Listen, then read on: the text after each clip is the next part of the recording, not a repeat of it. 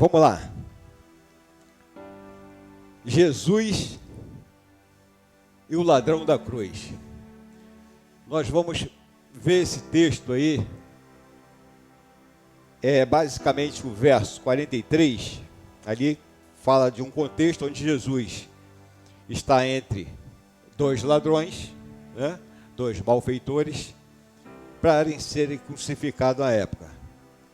E um zomba de Jesus, né? E o outro repreende o que zombou de Jesus e ainda disse para Jesus: Mestre, lembra de mim quando entrares no teu reino. E aí Jesus responde para ele: hoje mesmo estarás comigo no paraíso. É essa fala que nós vamos tratar aqui hoje, que há muita controvérsia, há umas interpretações infundadas desse verso, e nós vamos trazer luz a esse texto hoje, olhando assim para o contexto no original, como o que Jesus estava falando com aquilo ali, tirar todas as dúvidas aí, qualquer dúvida aí dos irmãos, por favor, sinaliza com a mão aí para a gente poder dar prosseguimento. Vamos lá. Jesus disse para o ladrão: hoje estarás comigo no paraíso. Como entender essa questão se Jesus ainda não tinha subido ao céu? Então, aí é que há as interpretações, né, que traz dúvida para uns. Esse texto é muito questionado e interpretado de forma infundada. Há alguns que ainda dizem que há erro de tradução, mas sinceramente não vejo nenhuma dificuldade na compreensão literal desta palavra, conhecendo os atributos de Deus. É importante que aquele que serve a Deus conheça seus atributos. Quais são os atributos de Deus? Onisciência, onipresença, onipotência e imutabilidade. Então ele é um Deus que sabe de todas as coisas. É um Deus que está presente em todos os lugares ao mesmo tempo. Tem todo o poder no céu e na terra. E é imutável, ele não muda. Ele é o mesmo ontem, hoje e eternamente. Amém. Então esses atributos nós devemos estar sempre em pauta quando nós olhamos um texto bíblico, conhecendo, né, os atributos do nosso Deus. Isso é fundamental até mesmo na nossa oração, né? Até mesmo na nossa oração, porque isso vai trazer poder na nossa palavra, na nossa confiabilidade no Senhor, enfim, tá bom? Então, Jesus e o ladrão estão caminhando para a morte, certo? E ao morrer, o que acontece segundo Eclesiastes 12:7? Olha o que Eclesiastes diz quando a pessoa morre.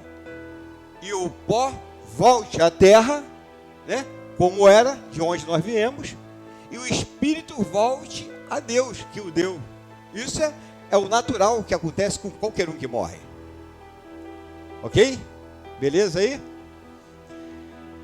Jesus e o ladrão subiram para o paraíso em espírito, naquele mesmo dia, conforme o Senhor havia prometido a ele.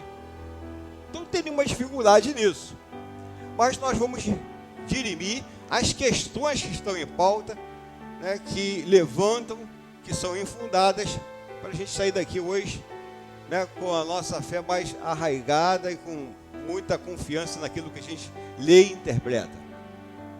Precisamos compreender as condições em que cada momento Jesus se encontra na Bíblia, né? Jesus é o seguinte: ele é 100% homem e 100% Deus. Se você não tiver esse entendimento, você vai passar despercebido em algumas questões, algumas ações do nosso Senhor Jesus, tá? Então a gente precisa entender isso, e qual o momento que Jesus está sendo 100% homem, e cada momento que Jesus está sendo 100% Deus. Então, Filipenses 2,7 diz assim: antes, a si mesmo se esvaziou. Quer dizer, ele abriu sua prerrogativa de divindade, assumindo a forma de servo, tornando-se em semelhança de homens e reconhecido em figura humana. Então, Jesus, ele abre mão da sua prerrogativa de divindade para se fazer humano, ok? Mas ele não deixa de ser Deus por isso. Ele não deixa os atributos dele por isso. É preciso a gente entender isso na leitura da palavra. Todos esses fatos devem ser considerados quando estudamos os contextos. Todo esse apanhado tem que estar no nosso intelecto para a compreensão dos textos bíblicos. Quando fazemos qualquer avaliação sobre questões que envolvem Jesus, então a gente tem que ter, né, essa consciência, essa conscientização. Opa, Jesus aqui está sendo o Jesus humano aqui. Ó, aqui o Jesus Deus. A gente tem que ter essa percepção. E aqui, nesse contexto, nós vamos ver isso aí claramente. Quando ele está falando com o ladrão. É o que entenderemos aqui. Quando Jesus é crucificado, ao lado de dois ladrões, ele salva um deles e faz a ele uma promessa.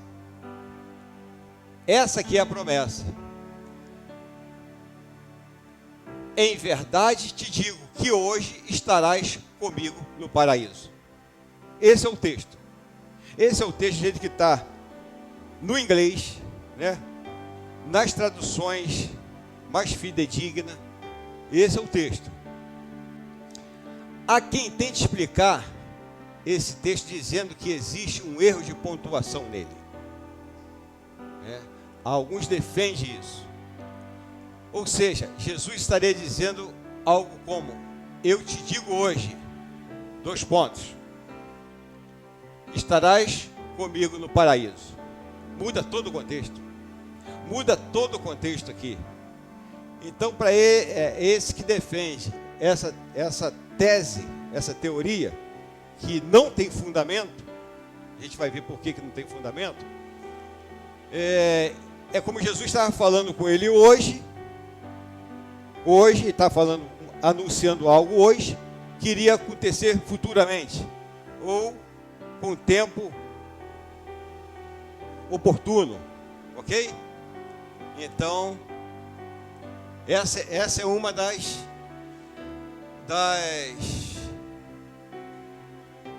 explicações que eu chamo de infundada. Nesse caso, Jesus não estaria dizendo que estaria naquele dia no paraíso, mas não há nenhuma fundamentação nesta interpretação. A gente vai ver por que não. O que muitos esquecem quando avaliam esse texto é que Jesus é 100% Deus. Eu não posso esquecer disso. E sendo Deus, ele é ilimitado. Sendo Deus, ele pode estar aqui e acolá. Sendo Deus, ele não cabe num quadrado, no espaço de tempo, nem nada. Sendo Deus, eu preciso entender isso. Então, aqueles que defendem essa tese, eles têm uma religião. Eles podem estar até voltados para uma seita, né? Porque como que a gente identifica uma seita? É aqueles que defendem que Jesus é 100% homem só, ou Jesus é só 100% Deus. Então, tanto uma tese quanto outra é infundada e está mais por uma seita, uma heresia, do que qualquer coisa. Jesus é 100% Deus e 100% homem. Tá? Sendo assim, quando o seu corpo humano é ferido e morre, Jesus deixa de ser Deus? Sua divindade morre? Não. Jesus não deixa de ser Deus. Sendo Deus, ele tem todos os atributos de Deus. E aqui, especificamente, ele está apontando para a sua onipresença. Algo que nós falamos anteriormente. Um dos atributos de Deus. A onipresença é um atributo de Deus que demonstra que ele está em todos os lugares, meu irmão. Jesus pode falar com toda certeza: hoje estarás comigo no céu. Eu não posso falar isso com você. Você não pode falar isso comigo, estando em outro lugar. Ele pode, ele é Deus. O salmista reflete sobre isso no Salmo 139, né? Se subo aos céus, lá estás. Se faço a minha cama no mais profundo abismo, lá estás também. Então, quer dizer, Deus está em todos os lugares. Não tem limitação. O que percebemos é que Jesus, ali na cruz, declara algo ao homem ciente da sua vitória, da sua grandeza, e sabendo que ele é Deus. Falando de algo próprio. O criminoso convertido continuaria na presença do Deus Filho assim que morresse. Hã? Tá? Mas por que Jesus diz depois da ressurreição que ele ainda não havia subido para o Pai? Aqui é um contexto, eu trago isso aqui para poder aguçar esse estudo, essa fala, essa discussão nossa, né? Olha só João 20:17. Recomendou-lhes Jesus: não me detenhas, porque ainda não subi para meu Pai, mas vai ter com os meus irmãos e dizei-lhes: subo para o meu Pai e vosso Pai, para o meu Deus e o vosso Deus. Aí, essa tese se apoia nesse versículo. Mas como é que Jesus, ele está no paraíso, se ele não subiu ainda? Mas como que Jesus não subiu ainda? Alguém pode me ajudar aí? Não. Ele não subiu ainda no corpo ressurreto. Que aqui ele está falando após a ressurreição. Aqui é preciso juntar os elementos do contexto. Observe que agora já ocorreu a ressurreição do corpo físico de Cristo, mas agora sem as limitações humanas. Nesse sentido, com esse corpo ressuscitado, ele ainda não tinha subido. Mas ali agora ele é 100% Deus, né? Ou é homem? Não é mais homem. Ele é 100% Deus com corpo humano. Vamos ver aqui na frente.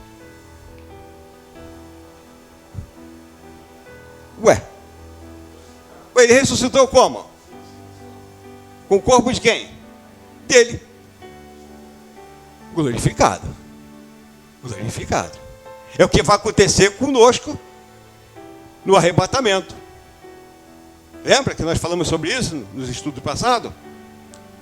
No grande dia, aqueles que morreram primeiro vão ressuscitar, e os que estão vivos vão encontrar com ele nos ares e vamos receber um corpo que não tem como entrar no céu com outro corpo, com esse corpo aqui.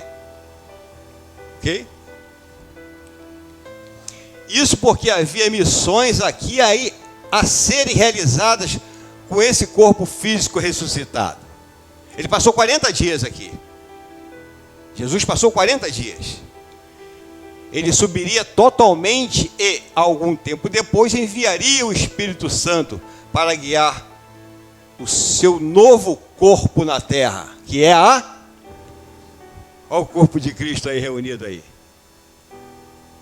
Bacana isso, né? Então, João 16:7. Mas eu vos digo a verdade. Convém-vos que eu vá, porque se eu não for, o Consolador não virá para vós outros. Se, porém, eu for, eu vos enviarei. Tudo pautado dentro da palavra, meu irmão. Então, não existe contradição em Jesus dizer ao criminoso convertido que ele estaria no paraíso naquele mesmo dia com ele. Tinha dificuldade para Jesus? Hoje mesmo estarás comigo no paraíso. Vamos embora, meu irmão. Em espírito. Jesus, com a sua onipresença plena, estaria ali no paraíso. E, claro, ao terceiro dia, finalizaria sua missão aqui na terra, tendo seu corpo físico ressuscitado dentre os mortos. Alguma dificuldade? Eu vejo vocês assim com a cara de cachorro na canoa, né, se distanciando da areia da praia. Então, por favor, não carregue nenhuma dúvida para casa. Em verdade, te digo que hoje estarás comigo no paraíso. E João 17, não me detenhas, porque ainda não subi para o meu Pai, mas vai para os meus irmãos e diz-lhes que eu subo para o meu Pai e vosso Pai, o meu Deus e o vosso Deus. Obviamente, é disso que ele está falando às mulheres, à entrada do sepulcro. Né? Seu espírito, que esteve durante 3 dias no paraíso, porém, sem o corpo, voltava agora ao corpo para subir, assim, ressuscitado ao Pai. É aqui que é o texto que nós estamos tratando essa noite. É a palavra que nós estamos tratando essa noite. É o contexto que nós estamos tratando essa noite é aqui. Portanto, por isso que quando ele voltar, assim como ele é isso que a Bíblia diz. Portanto, no segundo caso, Jesus fala de uma subida visível e não da passagem do espírito para fora do corpo. É dessa subida visível que ele também fala aqui em João 6,62, que seria, pois, se visse subir o Filho do Homem para onde primeiro estava. Jesus veio de onde? Do céu. Em Atos 1:9, e quando dizia isto, vendo eles, foi elevado às alturas, e uma nuvem o recebeu, ocultando-o aos seus olhos. A gente só pode falar o que a Bíblia diz, meu irmão, o tempo todo.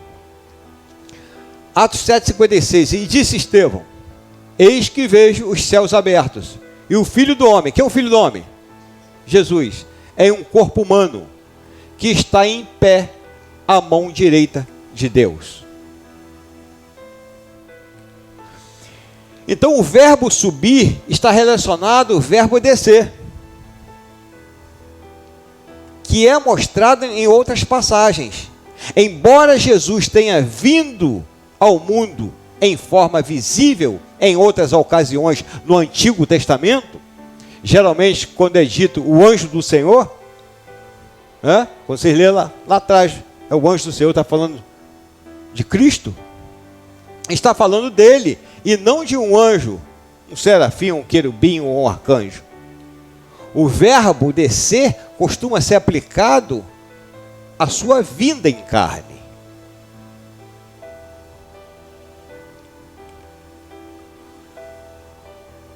João 6,42, eles diziam: não é este Jesus? Olha o questionamento aqui, ó. Não é este Jesus, o filho de José, cujo pai e mãe nós conhecemos? Como, pois, diz ele, desci do céu? Aqui, Jesus mais que confirma a sua divindade, a sua onipresença. Desci do céu, é tipo assim, desci do céu, mas estou no céu. Eu posso fazer isso.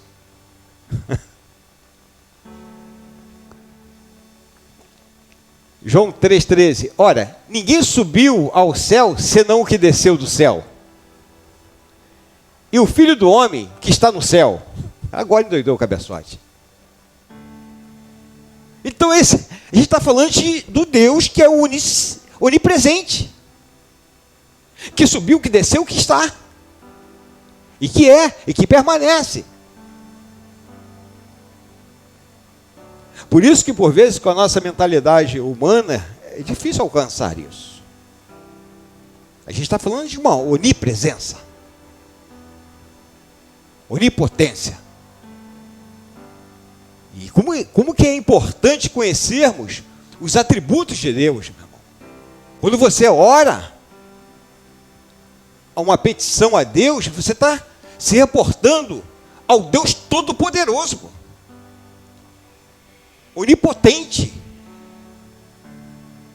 Quando você ora, o Deus que está no céu é aquele que está ao seu lado, meu irmão.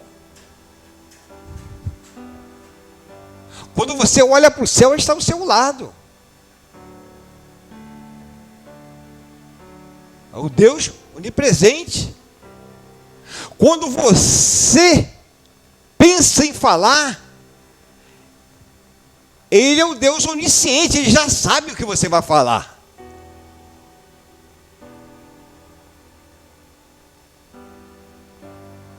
Ele já sabe o que você vai pedir. Esse Deus que nós estamos falando, meu irmão. Jesus é esse Deus. Tu não vês dificuldade nenhuma de ele chegar para o ladrão da cruz: hoje estarás comigo no paraíso.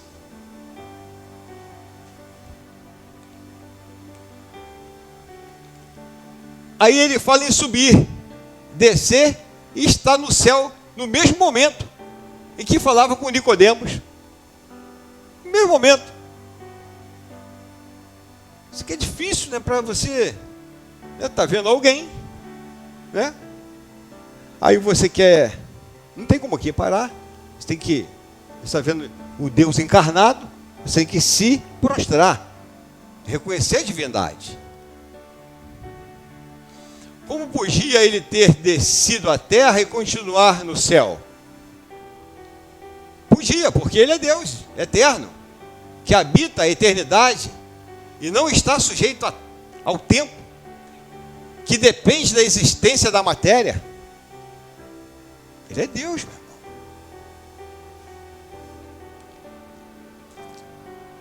Finalizando,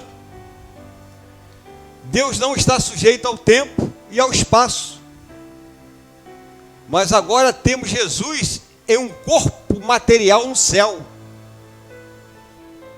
porém diferente da matéria que conhecemos, já que com esse corpo ele podia entrar num cômodo com as portas fechadas. A gente ainda não pode. Como que ele entrou lá, onde estavam os discípulos? Abriram a porta para ele? Não. O que é concreto passa a ser abstrato. Que concreto é Jesus, que atravessa a parede de pedra. Então, portas fechadas, com medo da presença dos discípulos, e ainda subiu ao céu.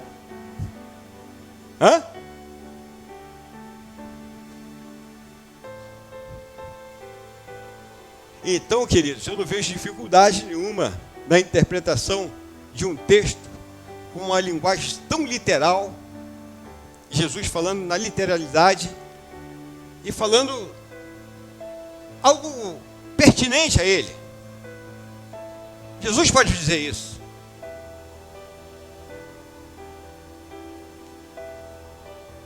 O homem não pode dizer isso. Ninguém pode dizer isso. Só Deus. Amém? Que Deus abençoe vocês com esse estudo, tá?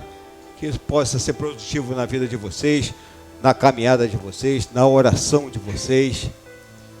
Não esqueça nunca dos atributos de Deus. Isso é importantíssimo para a nossa fé. Amém?